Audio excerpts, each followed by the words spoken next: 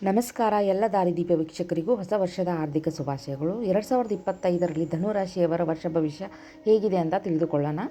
2025ರ ಧನುರಾಶಿಯವರ ವೃತ್ತಿ ಜೀವನ, ಹಣಕಾಸು ಮತ್ತು ಆರ್ಥಿಕ ಪರಿಸ್ಥಿತಿಯನ್ನು ನೋಡೋದಾದರೆ, ನಿಮ್ಮ ಉದ್ಯೋಗದಲ್ಲಿ ಹಲವು ಅವಕಾಶಗಳು ಬರುವ ಸಾಧ್ಯತೆ ಇದೆ. ಜನವರಿ ಮತ್ತು ಫೆಬ್ರವರಿ ತಿಂಗಳಲ್ಲಿ ಕೆಲಸದಲ್ಲಿ ಕೆಲವೊಂದು ಅಡಚಣೆಗಳು ಎದುರಾಗಬಹುದು. ಆದರೆ ಮಾರ್ಚ್ ನಂತರ ನಿಮ್ಮ ಕಾರ್ಯದಲ್ಲಿ ಹೆಚ್ಚಿನ ಅವಕಾಶಗಳು ಉಂಟಾಗಬಹುದು ಮತ್ತು ಹೂಡಿಕೆಗಳ ಮೂಲಕ ಹಣವನ್ನು ಗಳಿಸಲು ಇದು ಉತ್ತಮ ಕಾಲವಾಗಿದೆ. ಆದರೆ ಹೊಸ ಅವಕಾಶಗಳನ್ನು ಸ್ವೀಕರಿಸುವಾಗ ತಾಳ್ಮೆಯಿಂದ ಮತ್ತು ಸೂಕ್ತವಾಗಿ ಯೋಚನೆ ಮಾಡಿ ನಿರ್ಧಾರವನ್ನು ತೆಗೆದುಕೊಳ್ಳೋದ್ರಿಂದ ಉತ್ತಮ ರಿಸಲ್ಟ್ಗಳು ಸಿಗುವಂಥ ಅವಕಾಶಗಳಿರುತ್ತೆ. ಆಸ್ತಿ ಖರೀದಿ ಮಾಡೋರಿಗೆ ಹಾಗೂ ಮಾರಾಟ ಮಾಡೋರಿಗೆ ಈ ವರ್ಷ ತುಂಬ ಚೆನ್ನಾಗಿರುತ್ತೆ.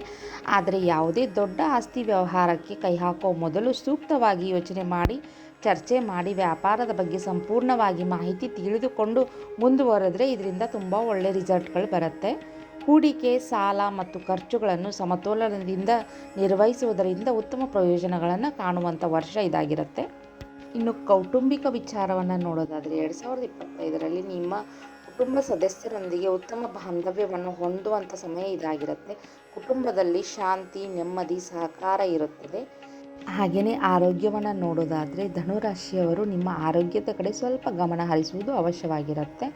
ಮಾನಸಿಕ ಒತ್ತಡದಿಂದ ಸ್ವಲ್ಪ ದೂರ ಉಳಿದ್ರೆ ಆರೋಗ್ಯವನ್ನು ಕಾಪಾಡಿಕೊಳ್ಳೋದಕ್ಕೆ ತುಂಬ ಸಹಾಯ ಆಗುತ್ತೆ.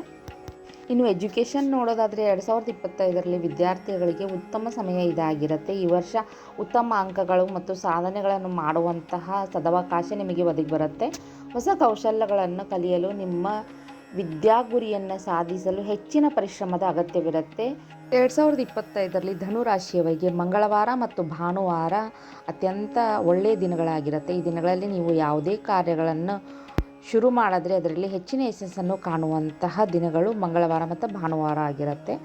ಮತ್ತು ಅದೃಷ್ಟಶಾಲಿ ಬಣ್ಣವನ್ನು ನೋಡೋದಾದರೆ 2025ರಲ್ಲಿ ನಿಮಗೆ ಬಿಳಿ ಮತ್ತು ಹಸಿರು ಈ ಎರಡೂ ಬಣ್ಣಗಳು ತುಂಬ ಅದೃಷ್ಟಶಾಲಿ ಬಣ್ಣಗಳಾಗಿರುತ್ತೆ. ನೀವು ಈ ಬಣ್ಣಗಳನ್ನು ಧರಿಸುವುದರಿಂದ ಸಕಾರಾತ್ಮಕ ಶಕ್ತಿಯನ್ನು ಪಡೆಯಲು ತುಂಬ ಅನುಕೂಲವಾಗಿರುತ್ತೆ. ಹಸಿರು ಬಣ್ಣವು ಶ್ರೀಮಂತಿಕೆಯನ್ನು ಮತ್ತು ಹೊಸ ಆರಂಭವನ್ನು ಸೂಚಿಸುತ್ತದೆ.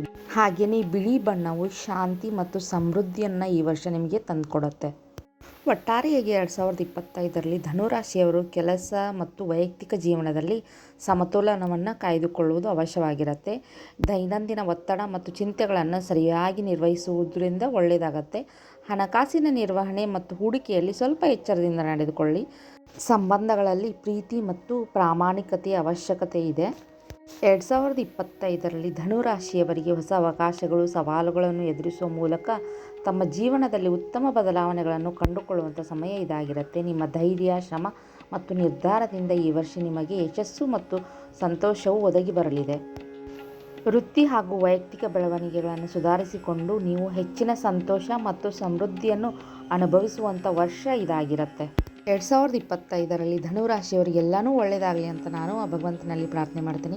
ಇನ್ನು ಈ ವಿಡಿಯೋ ಇಷ್ಟ ಆಗಿದ್ದರೆ ದಯವಿಟ್ಟು ಲೈಕ್, ಶೇರ್ ಮತ್ತು ಸಬ್ಸ್ಕ್ರೈಬ್ ಮಾಡಿ. ಧನ್ಯವಾದಗಳು.